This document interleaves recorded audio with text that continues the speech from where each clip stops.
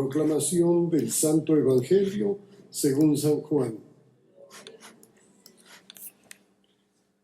En aquel tiempo Jesús se retiró al monte de los Olivos y al amanecer se presentó de nuevo en el templo donde la multitud se le acercaba y él sentado entre ellos les enseñaba. Entonces los escribas y fariseos le llevaron a una mujer sorprendida en adulterio y poniéndola frente a él le dijeron: Maestro, esta mujer ha sido sorprendida en flagrante adulterio. Moisés nos manda en la ley apedrear a estas mujeres. ¿Tú qué dices? Le preguntaban esto para ponerle una trampa y poder acusarlo. Pero Jesús se agachó y se puso a escribir en el suelo con el dedo. Pero como insistían en su pregunta, se incorporó y les dijo: aquel de ustedes que no tenga pecado, que le tire la primera piedra. Se volvió a agachar y siguió escribiendo en el suelo. Al oír aquellas palabras, los acusadores comenzaron a escabullirse uno tras otro, empezando por los más viejos, hasta que dejaron solos a Jesús y a la mujer que estaba de pie junto a él. Entonces Jesús se enderezó y le preguntó: Mujer, ¿dónde están los que te acusaban? ¿Nadie te ha condenado? Ella le contestó: Nadie, Señor. Y Jesús le dijo: Tampoco yo te condeno, vete y ya no vuelvas a pecar. Esta es palabra del Señor. Tenga la bondad de sentarse. Mis queridos amigos, frente a este Evangelio debemos hacer una profunda reverencia, porque es seguramente una de las páginas más cristianas, más evangélicas, más bellas de toda la Biblia. Jesús está enseñando en el patio del templo y de pronto el círculo de los oyentes se abre para dar paso a una mujer traída por un grupo de escribas y fariseos. La empujan, la arrastran, pero ellos casi no quieren tocarla por miedo a contaminarse, porque ella es impura y ellos son enormemente puros. Maestro, esta mujer ha sido sorprendida en flagrante adulterio. Tengan en cuenta ustedes que del hombre, de su cómplice, no dicen una sola palabra, solo ella. La estuvieron espiando morbosamente, aguardaron con paciencia y finalmente la sorprendieron pecando. En las palabras de estos escribas y fariseos se vislumbra toda esa satisfacción animal del perro amaestrado que ha estado olfateando por largo tiempo a su presa, pero al final se lanza sobre ella, la agarra y la desgarra. En la ley, Moisés nos manda apedrear a estas mujeres. Es cierto, cuando se pone un artículo de la ley junto a un pecado concreto, la conclusión salta con rigor matemático. Pero las cosas cambian cuando frente a la ley ponemos a una persona. Nuestras manos están deseosas por lanzar piedras, pero no sobre el pecado, sino sobre el pecador. ¿Y tú, maestro, qué dices? La trampa ha sido preparada con una perfidia bien calculada. Jesús mismo había dicho: no he venido a abolir la ley. Por tanto, según esta ley, debe condenarla. Pero si la condena, perderá esa aureola de misericordioso amigo de los pecadores que se ha ganado entre el pueblo. Y si la deja libre, entonces demostrará que pisotea la ley y lo podrán tachar de hereje. La trampa está muy bien tendida. Mientras tanto, Jesús parece que se desinteresara del problema, del asunto, e inclinándose a tierra, se puso a escribir con el dedo. Hay quien dice que se puso a hacer una lista de los pecados de los acusadores. Podría ser, quizás. Pero yo más bien me atrevería a pensar que el Señor permanecía agachado porque no quería cruzar su mirada con la de los acusadores. Porque los ojos de un pecador que se atreve a condenar a su propio hermano representan una falta de conciencia tan repugnante que ni el mismo Jesús, con su infinita misericordia, logra soportarlo. Pero ellos insisten, quieren conseguir la sentencia a cualquier precio. Y entonces Jesús se incorpora y les dice: adelante, condénenla, pero aquel de ustedes que esté sin pecado, que arroje la primera piedra. Sucedió entonces de repente como si se hubiera levantado la tapa de una cloaca, porque cada uno de ellos tuvo que hacer cuentas con su propia peste, con la porquería de sus propios pecados, sobre todo con aquellos más cuidadosamente escondidos.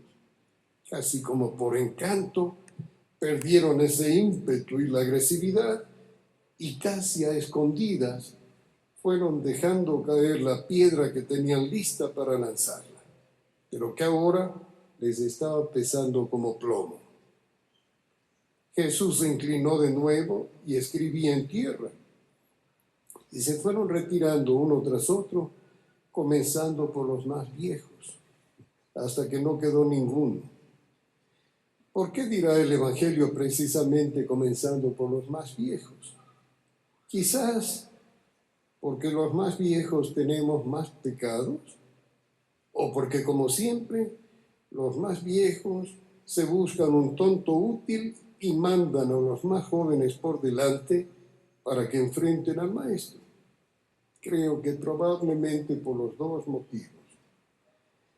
Pero se van, prefieren huir, quizás masticando rabia, pero se van. Se hace el vacío y el tribunal se desmonta.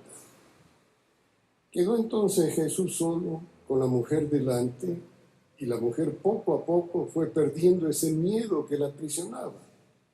Incorporándose, Jesús le dijo: mujer, ¿dónde están? ¿Ninguno te ha condenado?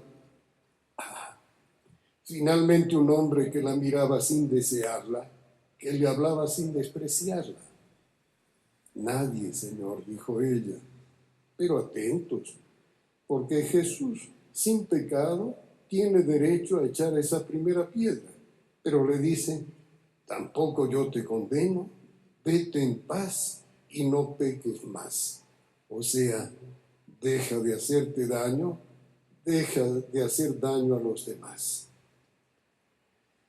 Pienso que aquella mujer seguramente ya no pecaría más.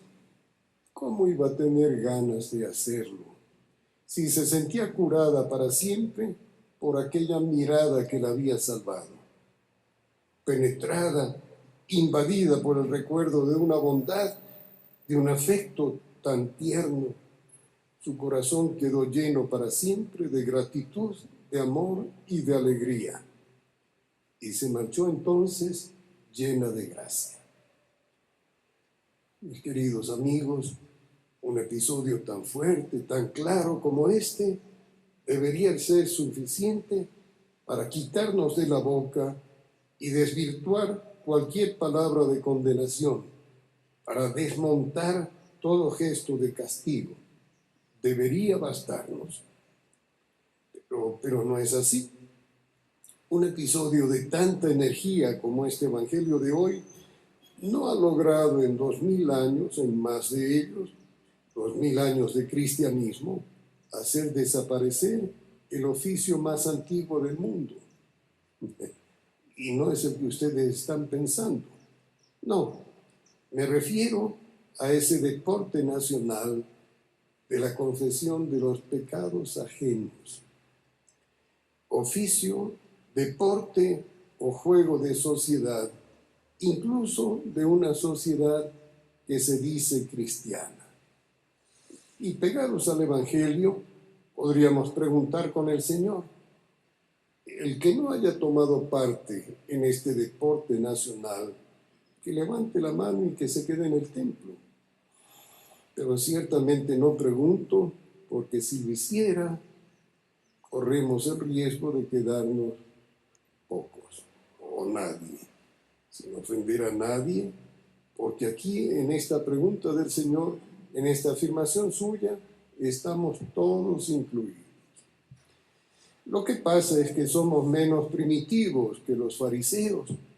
Hemos sustituido las piedras por el chisme, la mentira, la calumnia, el fango. Pero en todo lo demás somos exactamente iguales. Somos detectives, espías, jueces y verdugos, todo a la vez. Y no nos damos cuenta de que con el chisme, la calumnia, la mentira, ponemos en juego la vida de una persona, su familia. Es su honra, su fama, es su historia la que está en juego, es su derecho a la dignidad, a la privacidad, es el respeto por los inocentes.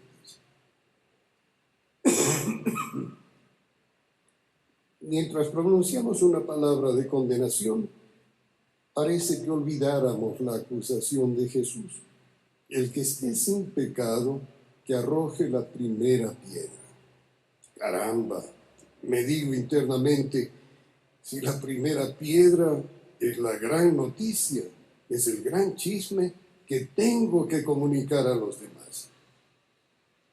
No juzguen y no serán juzgados. Calumnia, acusación, condenas. No tiramos piedras, lo hacemos más refinadamente, solamente con palabras. Pero el fango de las palabras ensucia. Las calumnias destruyen vidas, familias enteras. Tiempo de Cuaresma, tiempo de cambio y de conversión. Si somos realmente cristianos, demostremos en la práctica de nuestra vida diaria cómo dominamos la lengua, cuánto combatimos el chisme, cómo paramos la calumnia, cuánto defendemos la inocencia, la privacidad. En rigor, cuánto y cómo realmente nos amamos. En el nombre del Padre, y del Hijo, y del Espíritu Santo. Amén.